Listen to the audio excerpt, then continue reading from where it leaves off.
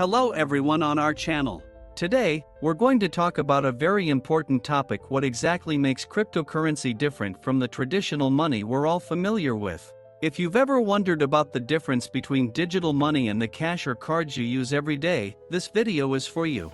I promise it will be simple and clear. To start, let's clarify what we mean by traditional money.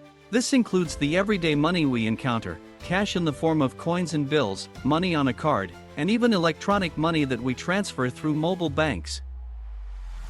But there's one important point: traditional money is issued and controlled by the government or central bank. They decide how much money to print, what inflation will look like, and how the monetary system will be regulated.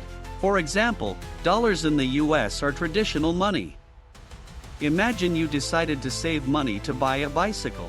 You put money in a bank account, and after a year, you see that you now need more money to buy the bicycle. Why? Because inflation decreases the purchasing power of your money. That's one of the characteristics of traditional currencies. Traditional money also has another feature: its value is supported by trust. This means everyone believes in the value of the money because the government guarantees its exchange for goods and services. If tomorrow the government decides that old money is no longer valid, it loses all its value.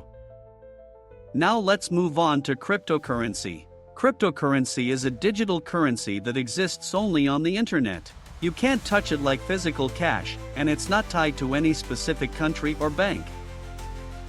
The main feature of cryptocurrency is that it is decentralized. This means no government or organization controls its issuance or circulation.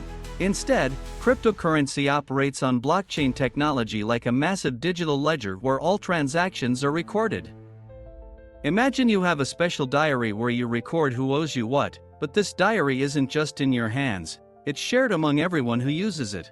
It's impossible to forge a record because it is verified by all network participants. That's how blockchain works. Every cryptocurrency transaction is verified by special users, miners, who confirm it through computations.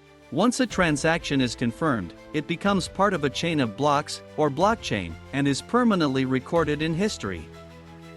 Let's explore the main differences. 1. Control and decentralization. Traditional money is controlled by the government or a bank. They can print more money or limit its supply. For example, a central bank might decide to print more money to stimulate the economy, but this can lead to inflation. Cryptocurrency has no central control. The number of bitcoins, for instance, is limited to 21 million coins, and no one can create more. It's like having a set limit on the amount of gold on the planet, and no one can make more. Imagine that your favorite lemonade can only be bought at one store, and only that store can decide how much the drink will cost. This is like the government with traditional money. Now imagine there are vending machines all over the world where you can buy lemonade, and no one can change its price. This is like cryptocurrency. 2. Inflation and deflation. Traditional money is subject to inflation. When the government prints more money, the quantity increases, and the purchasing power decreases. For example, if the government decides to print a large amount of money, prices for goods rise because there is more money in circulation. Cryptocurrencies are generally protected from inflation because their quantity is limited. For instance, Bitcoin has a clear limit of 21 million coins. Once all are mined, no new coins will be created. Imagine you have a rare toy, and each year there are fewer of these toys because they are no longer produced. Its price will increase.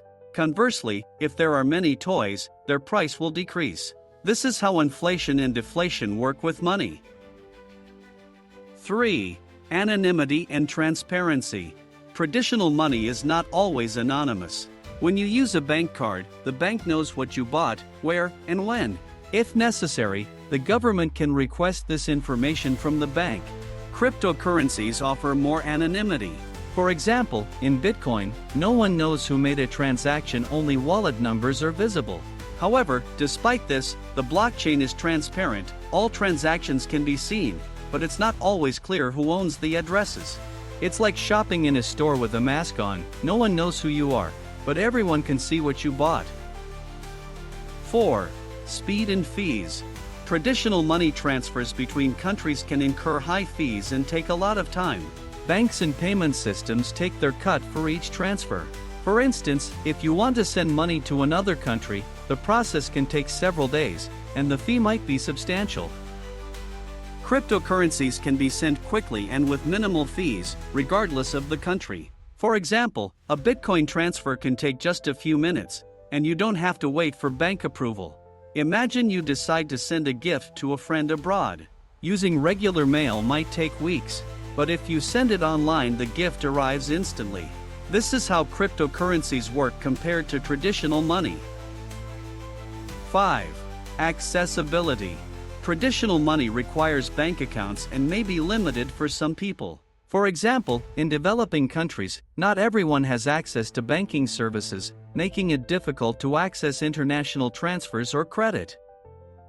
Cryptocurrency is accessible to anyone with an internet connection. To start using cryptocurrency, all you need is to create a crypto wallet. You don't need permission from a bank or government. Imagine you live in a place where there are no banks or they are too far away, but you have a phone and internet access. With cryptocurrency, you don't need a bank to send and receive money.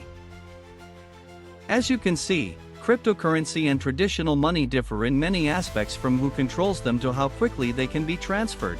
Cryptocurrencies offer more freedom, protection from inflation, and fast global money transfers.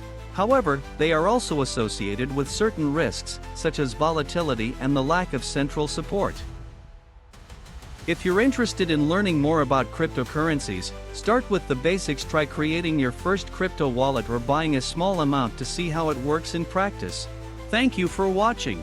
If you enjoyed this video and want to learn more about cryptocurrencies and other financial topics, don't forget to like and subscribe to the channel.